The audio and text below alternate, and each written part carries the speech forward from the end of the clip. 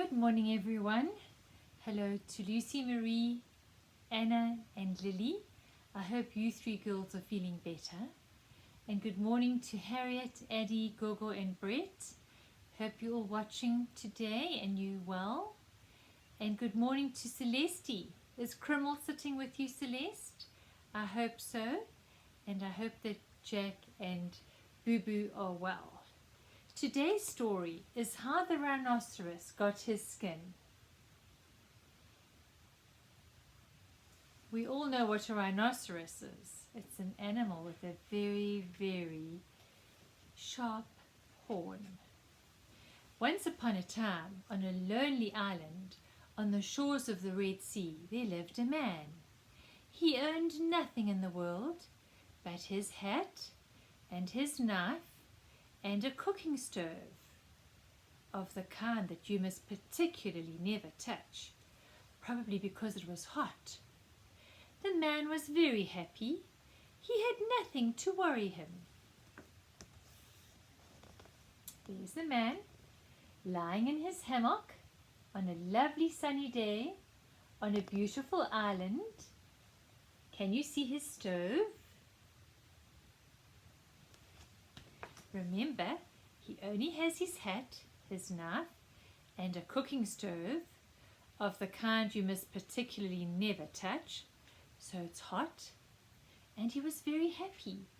He had nothing to worry him except one rhinoceros who lived in the very middle of the island. He had a horn on his nose and two little piggy eyes. Humph. In those days, the rhinoceros's skin fitted him quite tight. There were no wrinkles on it anywhere. Oh dear, the rhinos I've seen are very wrinkly. So long, long ago they had no wrinkles.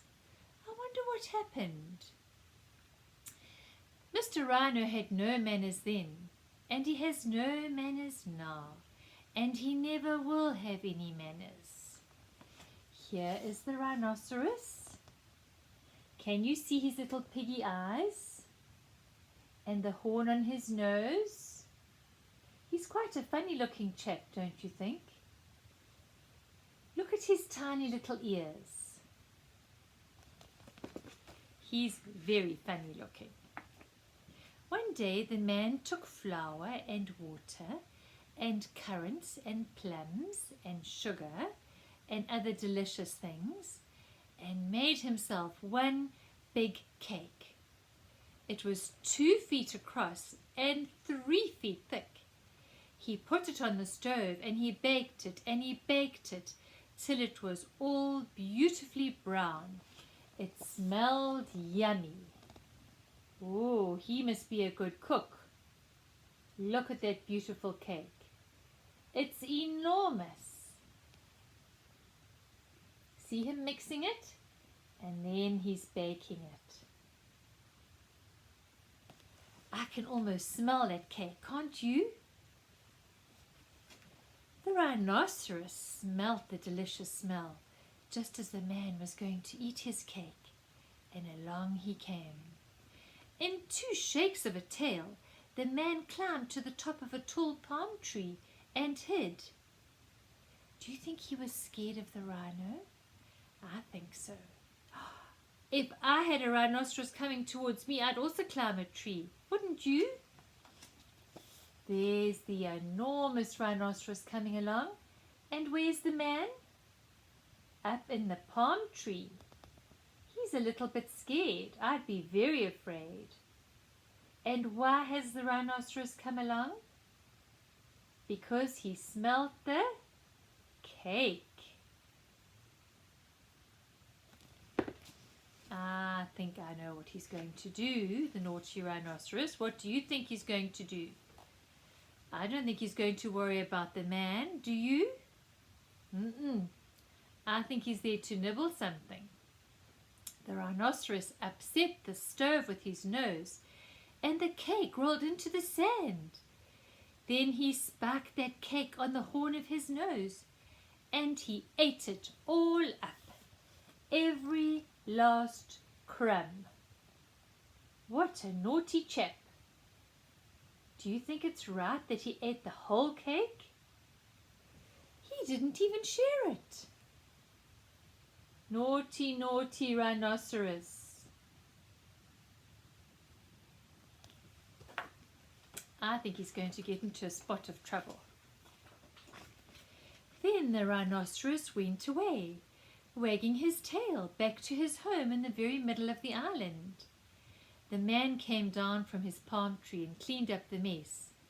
As he cleaned, he thought of a plan, and he said to himself, "Them that takes cakes, which the man bakes, makes dreadful mistakes."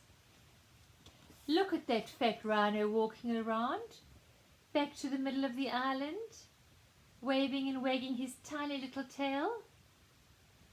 He's got quite a big rump, hasn't he? And there's the man scratching his head. His poor stove. And the cake? Where's the cake now? In the rhinoceros's tummy. A few weeks later, there was a heat wave in the Red Sea. It was so hot that everybody took off their clothes, and the man even took off his hat. In those days, the rhinoceros's skin buttoned underneath with 3 buttons. The rhinoceros was so hot, he took off his skin to have a cooling swim in the sea. Uh-oh! There's the rhinoceros. He has 3 buttons which keep his skin on, and he's getting hot. And he thinks he's going to have a lovely, lovely swim. Well, well, well. What do you think's going to happen? The rhinoceros did not say sorry to the man for eating his cake. He had no manners then, and he had no manners now. And it's good to have manners. It's good to say please. It's good to say thank you. And it's also good to say sorry if you've made a mistake. And I think the rhinoceros should say sorry to the man, don't you? Well, he had no manners then, and he has no manners now, and he never will have any manners. Splash! He jumped in and had a lovely swim. He waddled straight into the water and blew bubbles through his nose, leaving his skin on the beach. But the man found the skin, and he smiled a big smile. Then he danced 3 times around the skin and rubbed his hands. And here we have Mr. Rhinoceros having a lovely, lovely swim in the ocean. Just look at him, blowing bubbles. He's even got a cool drink on his tummy. And there's the man on the beach. He has found the rhinoceros's skin. What do you think he's going to do with Mr. Rhinoceros's skin? I think he has a plan. The man filled his hat with crumbs. He had plenty of crumbs because he never ate anything but cake, and he never swept his camp. Then he took that skin, and he shook that skin, and he scrubbed that skin, and he rubbed that skin. At last it was as full of dry, stale, tickly cake crumbs and some burnt currants as it could possibly be. Then the man climbed to the top of his palm tree and waited. And can you see the rhinoceros? He's now got a little tube around him. He's having a lovely swim. And the man has taken crumbs and currants from his cake that were left in his little camp, and he's rubbed and scrubbed that skin full of cake crumbs.